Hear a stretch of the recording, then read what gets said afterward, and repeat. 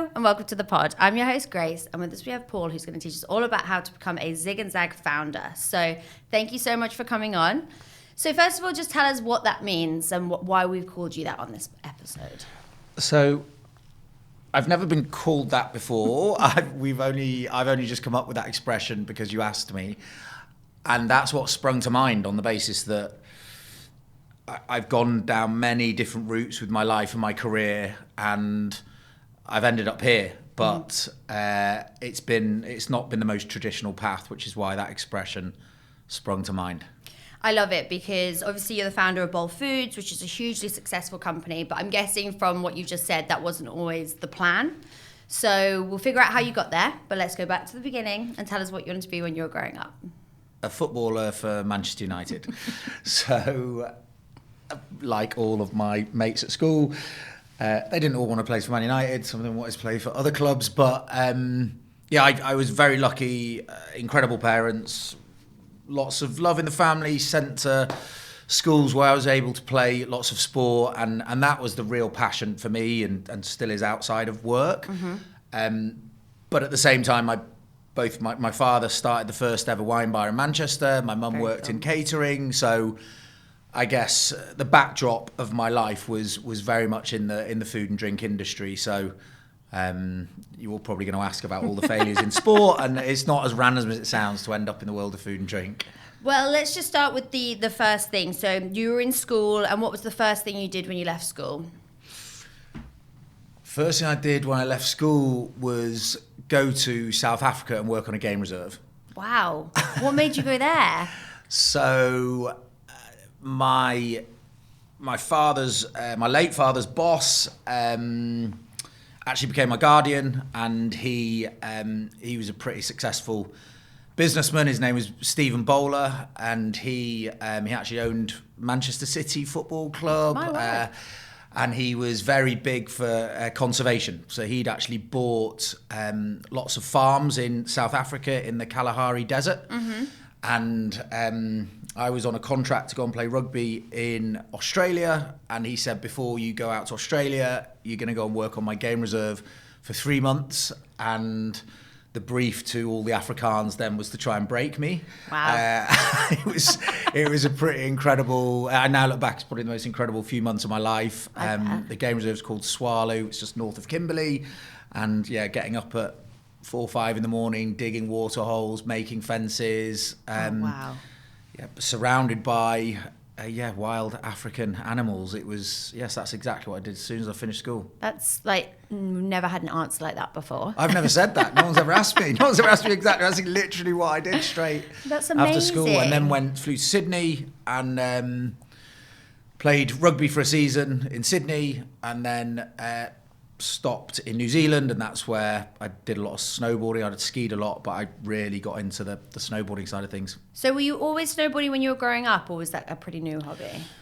No, it was relatively new, to be honest with you.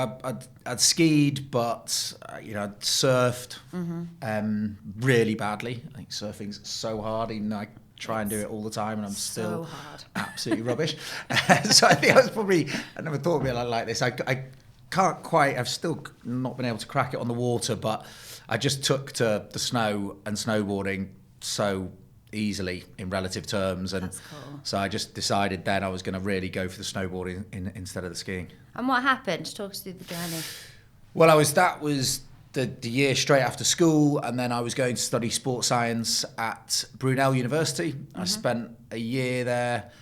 If I'm really honest, I was there kind of hoping to get a contract to play rugby. I was at academy at Richmond Rugby Club, but 5 people in my year went on to become full international players, and they were just miles better than me, and I realised I wasn't good enough, and I just had this itch to scratch on snowboarding. So I spoke to my mum and said I'd heard about a place in California where you can go and qualify as a snowboard instructor in Mammoth Mountain, so I went out there to qualify, and yeah, that's what I did. But I was only actually an instructor for a week because I was then racing border cross, and I flew over a massive jump and broke every bone in my wrist, dislocated my elbow, and had a year recovering. So that was another kind of sliding doors moment where I was sitting in hospitals in Los Angeles going, okay, what am I going to do now? Oh my gosh. So that you had literally had that plan to be an instructor for, I'm guessing, a lot longer than a week. Yeah, I thought it'd last a bit longer. I taught a few kids and that was it. And yeah, that was when I was in Los Angeles as a 21-year-old, saw how people were living their life. Pretty much like London now, a lot of people spending a lot more time looking after themselves, whether it's what they eat, whether it's, you know, keeping fit, just holistic health, whatever it was. And so that's when I wrote my first business plan to come back to the UK and start a food and drink business. And when you say that, so were they much more ahead of us than we are now? Because I've never been, so... Yes, definitely. I mean, Right. and we're talking scarily over 25 years ago. So, yeah, I mean, the lifestyle out there is very much health and wellness and has been. And I've always actually thought for the whole time I've worked in FMCG, a lot of the innovation starts either on the East Coast or West Coast of America when it comes to health and wellness, food and drink. Maybe not so much nowadays with social media and the internet. Yeah. People forget. I worked at Innocent Drinks and we started in 1999 and that was the same year Google did. So when Innocent were doing really well, people would say, oh my God, you guys are doing so well. And it was like, well, there's always someone much bigger. So yeah, I don't know how prevalent it is now in terms of being ahead, but it definitely was back then. It's really cool that you were so injured, but you were still looking at the stuff around you that you wanted to work with. You kept that positive attitude, because that must have been hard. Especially if you're over there on your own. I guess your family wasn't there. Yeah, no, they weren't. I think that was just the growth mindset was really instilled in me early as a kid, and I still passionately believe in those traditional values: grit, perseverance, determination, finding the positives and stuff. So, I mean, it wasn't all bad being 21. Travel insurance were paying for everything in Los Angeles. I had the freedom to go, okay, what am I going to do next? Because I knew I needed to work something out. And I came back to the UK, and that business that I tried to start, which for all intents and purposes was like a healthy version of Pret. Okay. So it was very much in that, you know, that restaurant arena. Couldn't raise the funds for it. I was working as a grill chef in a cafe in Manchester, learning how to, like, ironically making loads of bacon and eggs for people. And I was totally skint. And I thought, it was actually my brother after an argument. He was like, why don't you get a proper job? I was like, yeah, you're probably right. And I found Innocent Drinks had just launched. And so I read the back of the bottle, and it says, come and have a chat with us at Fruit Towers, Goldhawk Road. So I just literally turned up on the doors in London. Really? And that's when I first learned about marketing, because it had like a tower and fruit on the top of it. So I thought I was going to turn up to a tower, and I turned up to a pretty gammy industrial estate. And I was like, what the hell is this? That's Knocked on the not what they doors and met Rich, Adam and John, the founders of Innocent. And they were only selling in London at the time, and I convinced them to fill up one of the Dumb and Dumber vehicles and let me start selling them up north. And that was like my job interview and was my foray into the world of FMCG. That's really cool. How old were you when you did that? So I was 22. Wow.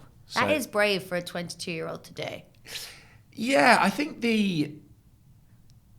there was something magical in the Innocent brand that I saw right from the moment. I saw the bottles, saw the branding, tasted it.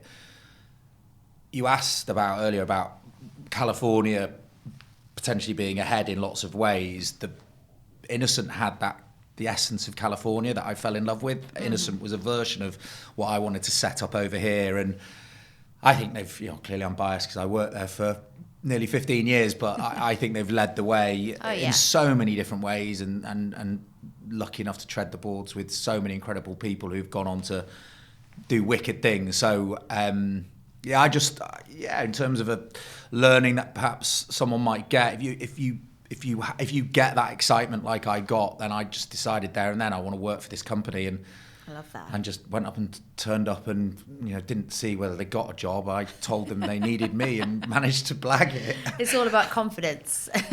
Yeah, and even if you've not got that innate confidence, just forcing yourself to push for what it is that you want. Yeah. It's pretty obvious to me they were going to do big things, Yeah. and I wanted to get myself, into the team, and probably the best decision I ever made. 100%. So you got these smoothies and you took them to Manchester, and what did you do then? So I started knocking on the doors of Literally. sandwich shops, delicatessens, giving them like free cases. I was laughed out of so many places. Bear in mind, I'm trying to sell a smoothie. So our first smoothies I've said, like strawberry and banana, the mango and passion fruit. The retail price was £2 to £2.50. Talking over 25 years ago, you could buy, especially up north, Yeah. a meal deal for that, a sandwich, a bag of crisps, Coke. So I was laughed out of a lot of these places saying, take your posh smoothies back to London. They ain't going to work up here, son. So I had to just force myself into the arena, get some listings. Once I knew nothing about this, but get some listings in decent sandwich shops, decent delicatessens. I remember one on Whitworth Street in Manchester called Olive. Ended up becoming friendly with H, the manager there. He was a brilliant guy. He sat down, had a coffee with me, explained how all the wholesalers work, gave me the names of the big wholesalers that deliver quality products like Innocent, and I just went and cold called, got listings in those wholesalers all the way up to Scotland. So yeah, my territory was north of Watford. Wow. And then over the years, I said to the founders, I said, well, what about Asda? What about Morrison's? What about Co-op? What about Costa Coffee? What about Welcome Break? And I just went and did what I did in the sandwich shops to those retailers and won listings there as well. So the first few years was very much a business development sales role. And sales is the lifeblood of every business. So I just kind of fell into it, really. That must have taught you so much. I honestly don't think there's a better way for you to learn, particularly in the world of FMCG. If you're going to be on the front line credibly selling something, you need to understand the whole business. You need to understand the operational side of things, the supply chain, the product, the consumer, the customer, all of it. You need to understand all of that to then obviously be able to empathize with the other person on the other side about how you can help them. So it was, I always say I dropped out of university, but I landed in the best business school I could have hoped for. The founders were amazing. All of the people I met over the years, I've been heard it called the innocent mafia, is what I heard people say. But it's just, an unbelievable network of people, and everyone looks out for each other. I've found it a really supportive industry, actually. That's so nice, because everyone says that on here, it's people helping people. You need people to help you to grow. Oh, yeah. If the guys hadn't taken a chance on me, who knows how the world would have worked out. And similarly, when I started BOL, I've had to lean on so many of those relationships. I've generally surround myself with much smarter people than me, so I need to lean on people a lot over the years. I'm really comfortable with that. It's thankfully, important. Yeah. But where did BOL Foods come from then? So you're at Innocent. Yeah. And obviously you loved it. And how long were you at Innocent for? So, just shy of, just over 14 years. Oh, wow. So you really learned so much, and you probably got to a point where you're like, I've learned everything I need to start something else? Yeah,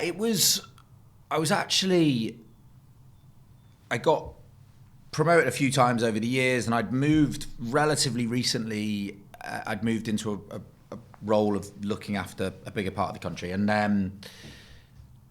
I was always hassling the founders to do food. I always wanted us to do food. It's not the biggest thing in the world to say the brand could stretch into healthy food. So in 2008, we launched the Innocent Veg Pots, and it was the Veg Pots that I was part of leading that team.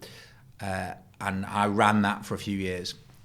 Then Coca-Cola showed an interest in buying the whole of Innocent, and everybody knows Coke do a lot of drinks and zero food. Yes, so definitely. The writing was on the wall for me that just a lot of luck, really. I was looking after a part of the business that I felt really passionate about. I'd learned how to scale to a certain extent, and so it took me a few years of negotiating and going back and forth with Douglas Lamont, who's the CEO. He's now actually the CEO of Tony's Chocolonely, and actually James Quincy, who's now the CEO of Coke, to essentially give me the blessing to close the Innocent Food business down as elegantly as possible and then start up BOL. So it was, the 30th of April 2015, we sold our first BOL product and kind of walked out of the doors of Fruit Towers, down the road to the veg pad, and the entrepreneurial journey began, which was just over 10 years ago, and feels like it's been about 50. That's that is wild, isn't it? Because there was an opportunity there, and it was either you take it then and there. You couldn't really be like, I'm going to mull this over, because if they're not going to do it, someone else was going to do it, and it needed. If you wanted to do it, it needed to be then. Exactly. Yeah. Yeah. And so with their support, and I guess with them putting money into it as well, that's how you could begin. Yeah, they didn't invest, actually. Oh, okay. As in the business is completely separate to Innocent. Got you. But Rich, Adam and John, the original Innocent founders, when they left Innocent, they started a venture firm called Jam Jar Investments. Oh, yeah. Which I'm also a limited partner at, in full disclosure. And they invested separately because they believed in BOL and the new brand that we could create, which was, just great to get those backing from those guys. And then a number of other people I've met over the years just managed to get individuals to invest behind the brand. It's a great message, because it's like you're always building relationships. You never know when you're going to need them. So yeah, and I definitely think it's I don't know whether I go as far as to say it's a secret sauce, but I'm pretty proficient at like being straight talking with people, building relationships. Like people know that they can trust me, and who knows what's going to be around the corner. I don't think it's healthy to burn bridges. No, definitely, because you never know when they're going to come back around. Exactly, and I just I've been surprised at how much that has benefited me over the years. But I think that needs to come deep. You can't fake that. Yeah, it's got to be quite a natural thing. Yeah, so you've got to care for people. You've got to be there to help other people out at the right time. And if you say you're going to do something like fill the van up with smoothies, I'm going to go and prove to you that it's it's going to be a good hire. You taking a risk on me. Yeah. But, blood, sweat and tears for 14 years of delivering the donuts for them. So you sometimes just got to put the hours in, but it does pay back for sure. And what's the very first thing you did? You found the veg pad? Yeah, so I was lucky. The guys allowed myself and my business partner, so Ed Dugwid, he's the finance and ops guy. He was also at Innocent, so the two of us started the business together, and the Innocent guys allowed us, as in the board there, to bring a couple of people from Innocent with us. Nice. So we just made sure the founding team covered all the important bases. So we had someone on ops, we had someone on commercial, we had someone on brand, we had someone on finance, and clearly we had a know-how of the supply chain and the product itself, and we'd created the branding. So I was literally going in and exiting Innocent and selling BOL in the same meeting, which is still unique. I still yet to hear of anyone doing it that way, which definitely made it miles easier for us. Really? Because we already had we had a bit of a jogging start at it, which is why I'm just like blown away at founders that don't have all the experience that I'd had building Innocent, and don't have that jogging start who still are able to create something and scale it. Like you've got to deal with the cards that were dealt you, right? But in that particular instant, it was definitely much easier for us to get things going because of the uniqueness of the situation. For sure. With the products themselves, how does that get developed? Like, do you have an idea, like, where's the first pot coming from? Do you know what I mean? Yeah, so probably the best way to answer that question is the different bits of innovation that we've done. So I don't know whether the people are going to be watching or listening this, but you've got a power shake in front of you there. And it's delicious. It's so good, honestly. Yeah, I absolutely love them because, I mean, I was drinking protein and creatine drinks from 15, which is a long, long time ago. And again, a few years ago, I was in California. I was on a food safari. I was thinking, what's the next big thing that we were going to do for innocent for BOL, Freudian slip. And I just came up with the idea. So Huel are the market leaders in this space and are absolutely crushing it. Like, chapeau to them. But I just wanted to come up with a complete nutrition drink that was made purely of real ingredients and was high protein, was high fiber, tasted amazing, in a ready to drink format. And so short answer to your question is I normally just come up with the random ideas and then the team do all the hard work of going, what? How'd you do that? Yeah. No one's ever done it before. How do we want to do it? And the reality is we've done lots of things that technically you would say have failed because they're not still in market. So for example, we came up with the salad jar concept years ago, which is a little mason screw top salad jar, make a delicious fresh salad, a lovely dressing, a fork.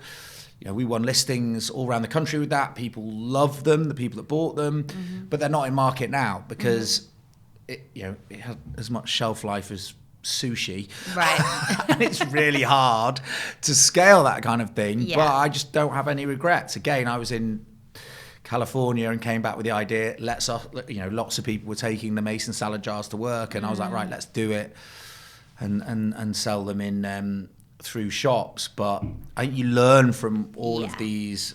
Nothing's a failure. You're learning from everything. Right? Totally. Sure. I mean, failing when it comes to innovation and big business decisions can sometimes really suck because it costs a fortune. But I'm trying to be as philosophical as we can. But we've got in-house developers, nutritionist experts. We work with partners to fill in gaps where we don't have them. That's cool. So yeah, I think the thing that surprises when I talk to my friends about stuff, if we were running a restaurant, then we pretty much could decide to change, from make it up, a Thai restaurant to, I don't know, an Indian restaurant. And within a couple of days, we could make that change, right? We just change the menu, change the ingredients and market something differently. In the world of FMCG, it takes like big companies from idea to launch can often take 18 months to 2 years. Wow. So we do things a lot quicker at BOL. We normally try to take 6 to 9 months, but it takes a lot longer to bring products to market through big supermarkets. Is that because they need more time to understand the concept, or is it because it's development, then you go back and forth with them?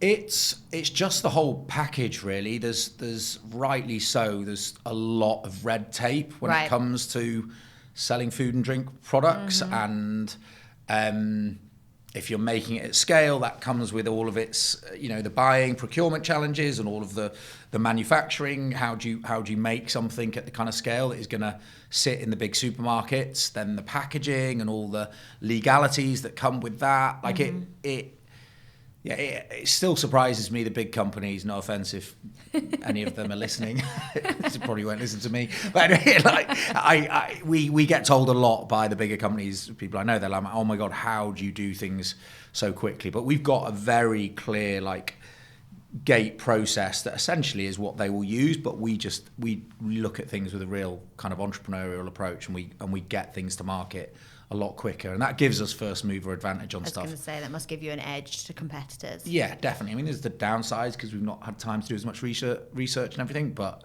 I think it's the right way. Having an industry first must feel amazing. Yeah, it does. We've had a few, and it is amazing, but the proof is in the pudding, right? We need to we bring stuff to market, not just to win first to market accolades, but to actually scale it and have, you know, hundreds of thousands of people around the country falling in love with the brand and the product and telling us. So I literally, as I left the veg pad an hour ago to come here, I got showed a review. Someone's just sent us in a review. Have you heard of Yucca? Yeah. Yeah. So we just got someone sending us. We've just Yucca scored your power shakes. It's 90 out of 100. It's not 100 because it's not all organic ingredients, but it's like, so we're the highest Yucca rated complete nutrition drink around, and they just sent us this message, and it was so from the heart of just passionate about how they're really trying to make healthy food and drink choices, but they don't always have time to cook from scratch and blah, blah, blah. And just that kind of feedback, it's just like on those tough days, you're like, okay, right, we are definitely onto something here. Yeah. And we just need to, you know, keep getting it in front of all the people that are looking to, you know, live a healthier life. You never see something for 90% on Yucca. I go on all the time, so that's amazing. Yeah. Well done. No, the team have done pretty amazing to get that to that score. So with you and your team, so you became a business owner and therefore you were managing loads of people pretty quickly. Yeah. What do you look for when you're building the team? Because it's the business is your baby. So what kind of values or attributes would you say? So there's two things. The first thing is just, for me, the attitude of people. I really truly believe you can meet people that might not have the CV to die for. I was one of those people at Innocent. I didn't smash it at school. I hadn't been to fancy universities like pretty much everyone else that joined after I did. But I just had clearly a character and a determination to prove to those guys to give me a shot at things. So that's the first thing that springs to mind. And then we've actually got our own values. So our first value is around family. So seeing each other as more band of brothers and sisters, not just colleagues. That's the nice. Second one is around ownership. So if you say you're going to do something, do it. The third one is around growth. So it's having that growth mindset, always be looking to learn and develop and do things better. The fourth one's around excellence. So it is competitive, right? We live in a really competitive world. Yeah, definitely. The only conscientious thing you need to do to survive is eat and drink, and so many people are vying for that space. So we have to try and do things, you know, to the top quality. And then the final one is just around legacy. So I truly believe in a triple bottom line. I think life whizzes by. I do believe that businesses can be a force for good. We became a B Corp years ago. Yeah, that's amazing. So, you know, putting purpose over profit and really wanting to look back. You know, I look back and why I talk so passionate about my time at Innocent. We raised millions of pounds for charity. We did brilliant things there that I'm so proud of, and you know, I'm trying to achieve the same with BOL. So those, you know, what's the attitude like, and are the people in front of us going to live those values? Then combined also with all of, you know, what's their record been like in the past, whether that is in academia or is that charity work or other businesses that they've worked in. So yeah, it's like the values aligning, which is nice. Massively, and I just like I've been so lucky to have amazing people come join. And they obviously all don't stay forever, and lots of them have gone off and done other things, and I'm in touch with so many of them, and getting particularly your founding early stage team, like getting that team right, because it is always, you know, whatever you say is going to happen won't happen. It'll probably be worse.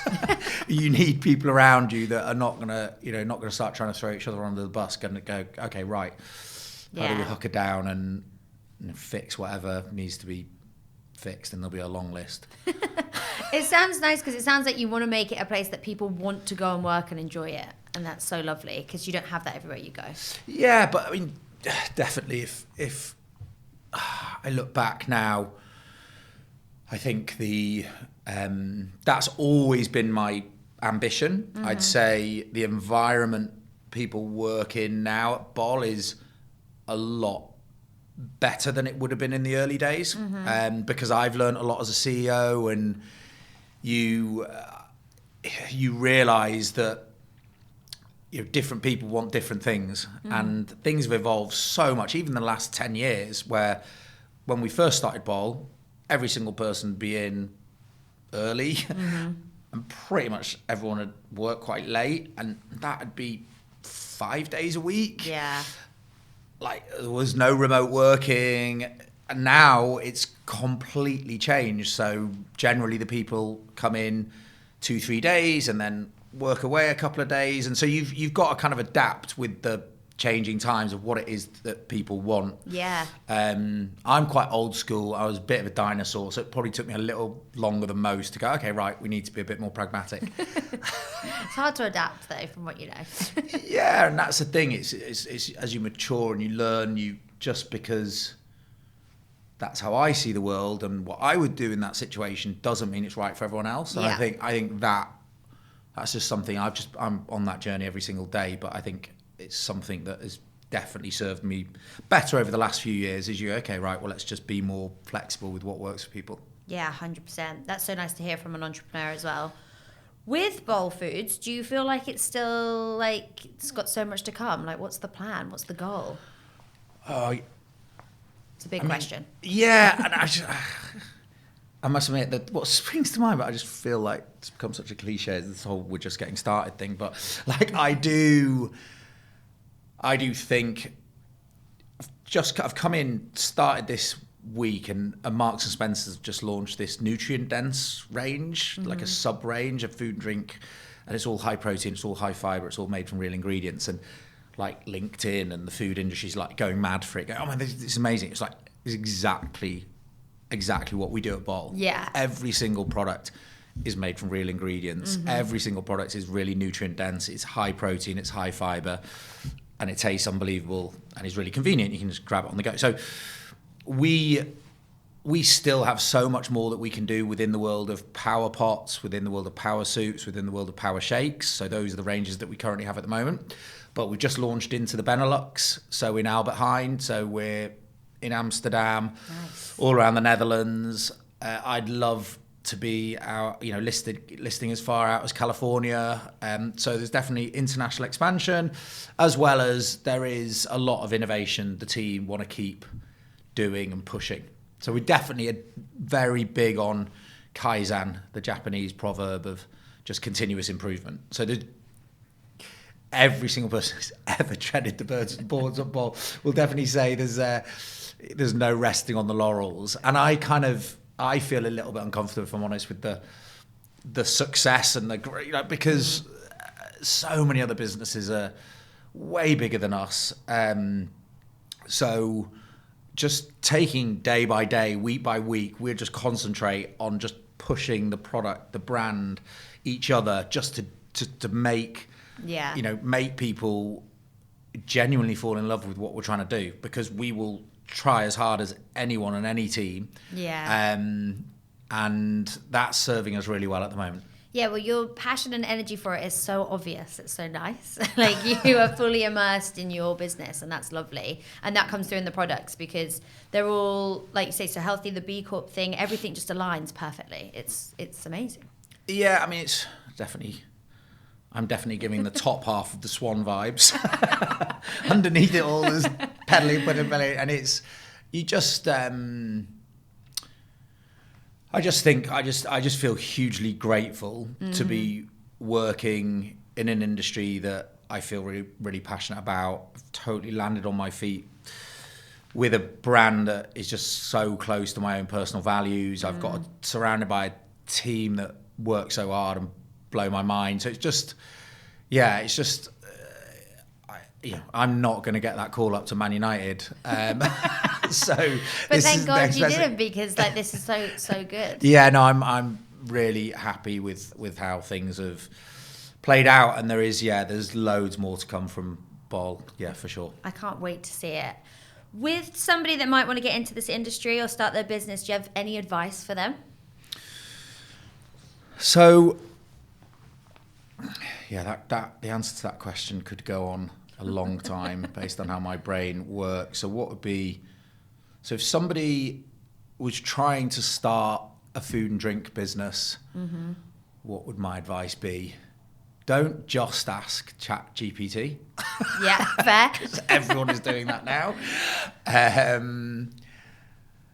think for me, the thing that springs to mind is I think it's so much easier. Doesn't make it perfect, but you really have to be in that area of the market I think it massively increased the probability you're going to succeed if you're in that area of the market that you are truly passionate about and you can understand yourself, versus just reading reports or this is going to be the next big thing, so let's do this or do like. So for me, with the power shakes as an example, I am that guy who I've got 3 young kids. My life is hectic, but I've kind of like I've made conscious decisions that everything I do is about my family. It's about fitness. It's about the future, what I eat and drink, and forcing myself to do fitness, even though half the time I don't want to do it because I don't feel like I've got the energy.